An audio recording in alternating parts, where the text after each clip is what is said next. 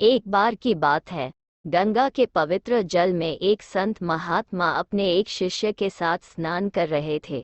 साथ में अपने मधुर कंठ से विविध भक्ति पद्य गा रहे थे। कुछ ही देर के बाद उनका स्नान विधि संपन्न हुआ और उन्होंने जल में खड़े होकर रोज की तरह भगवान से प्रार्थना की। प्रार्थना समाप्त होते ही जैसे ही वे अपने शिष्य के साथ जाने के लिए निकले, तब अचानक उन्होंने देखा कि उनके सामने ही एक बड़ा कान खजूरा जैसा कीट एक पंछी के मुंह से नीचे गिरा और डूबने लगा।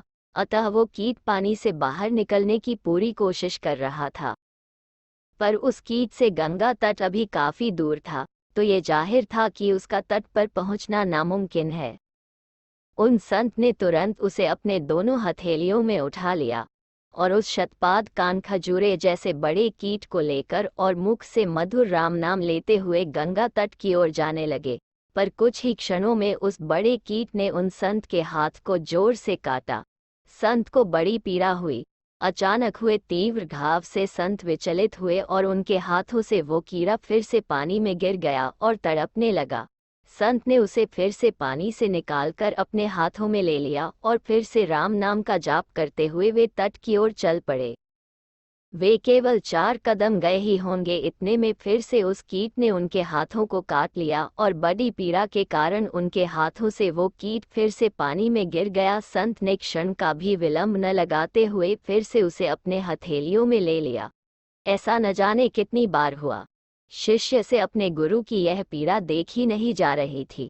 उसने कई बार गुरु से कहा कि वे उस कीड़े को पानी में फेंक दे, पर गुरु केवल मुस्कुराते हुए और राम नाम का जाप करते हुए किनारे की ओर बढ़ते रहे।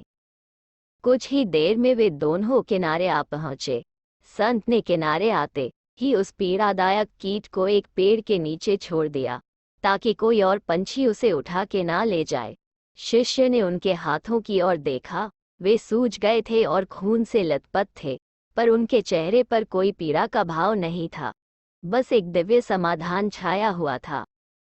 शिष्य ने तुरंत एक कपड़ा उनके हाथों पर बांध दिया और उन्हें एक पेड़ के नीचे बिठाकर तुरंत वैद्य को बुलाने के लिए दौड़ा। जख्मों पर उपचार करने के बाद संत जी को थोड़ी राहत मिली। आश्रम में पहुंचने के बाद शिष्य ने उनसे पूछा, अगर वो कीट आपको इतनी पीड़ा दे रहा था तो आपने उसे वहीं पर छोड़ा क्यों नहीं?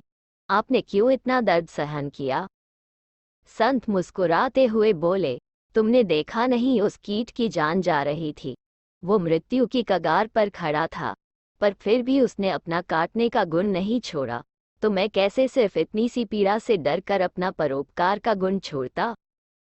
सरलता, सहनशीलता, परोपकार, विश्व प्रेम आदि एक भगवत भक्त के गुण है। परिस्थिति चाहे कितनी भी विकट हो, भगवत भक्त को अपने गुण त्यागने नहीं चाहिए। उस विकट परिस्थिति में बस पूरी तरह भगवान पर विश्वास करके उनकी शरण में जाकर अपने सद्गुणों से एकनिष्ठ रहना चाहिए। जब तुम में और प्रभु में कोई अंतर नहीं रहेगा, जब तुम और भगवान एक हो जाओगे, तब परीक्षक ही परीक्षार्थी बन जाएगा और परीक्षा बड़ी आसानी से पार हो जाएगी। अच्छा, पर जब आपने इस कीट को पेड़ के नीचे छोड़ दिया तब आपके हाथ सूज गए थे और न जाने कितना खून बह रहा था, पर फिर भी आपके चेहरे पर इतना समाधान और आनंद किस बात का था? हमेशा याद रखो पुत्र, अगर तुम परिस्थिति का बहाना कर अपने सद्गुणों का त्याग करके बुरे व्यवहार का सहारा लोगे तो वो तुम्हारे सद्गुणों की हार होगी। पर जो व्यक्ति अपने सद्गुणों से एकनिष्ठ रहकर अपनी अच्छाई बिना छोड़े इस परिस्थिति का सामना करता है, चाहे उसमें उसका अंत भी क्यों ना हो जाए, वो उसके सद्गुणों की जीत होती है और उस परिस्थिति की पराजय होती है, और वास्तव में वही सच्चा भगवत भक्त होता है।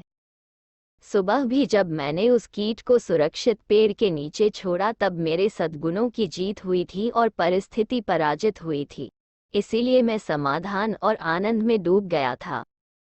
पर क्या आचार्य, इसका अर्थ सामने वाला चाहे कितना भी बुरा व्यवहार क्यों ना करे, हमें बस अपने अच्छे गुणों का प्रदर्शन करते हुए सब कुछ सहन करना चाहिए?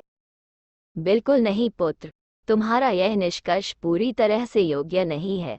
देखो, सामने वाले के बुरे व्यवहार के सामने हमें अपनी अच्छाई नहीं छोड़नी चाहिए, ये सच है, पर सब कुछ सहन करना ठीक नहीं है।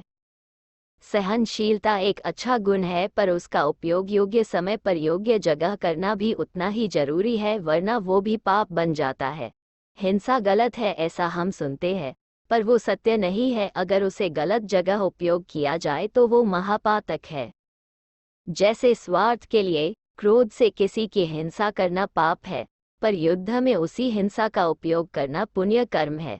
गीता में अर्जुन भी दया की वजह से व्याकुल हो गया था, पर वो ये भूल गया था कि अधर्मियों पर दया करना पाप होता है। इसका अर्थ क्या दया अच्छी नहीं है? अवश्य है, किंतु इसका गलत जगह इस्तेमाल करना गलत है। हे शिष्य, ये बात भी अच्छी तरह याद रखो कि तुम अगर बिना तसल्ली के किसी की हत्या करते हो या किसी को दंड देते हो तो हे शिष्य, तुम्हें हजारों सालों तक नरक में सड़ना होगा। जब अर्जुन भ्रम में पड़ा हुआ था तब भगवान ने उसका मार्गदर्शन किया था, क्योंकि वही सबसे बड़े ज्ञानी है। इसीलिए यही उचित है कि क्या धर्म है क्या अधर्म है, इसका निर्णय हम करने के बजाय हम वेदों का और अन्य शास्त्रों का पालन करें, क्योंकि वे भी भगवान के ही आदेश हैं।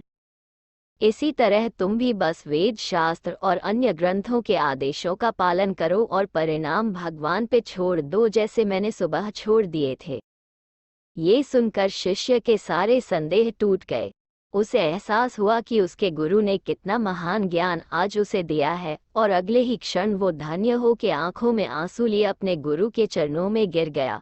तो मित्रों, ऐसे होते हैं सच्चे भगवत भक्त, जिन्हें अज्ञानी समाज रूपी कीट चाहे कितने भी डंक क्यों न मारे, वे उस समाज पर नाराज होकर उसे वही भवसागर में डूबता छोड़कर अकेले ही तट पर नहीं जाते, वे अपने साथ उस समाज को भी उसके डंक को सह के मोक्ष की तरफ ले जाते हैं, और इसीलिए उन्हें कल्प के अंत तक निरंतर पूजा जाता है।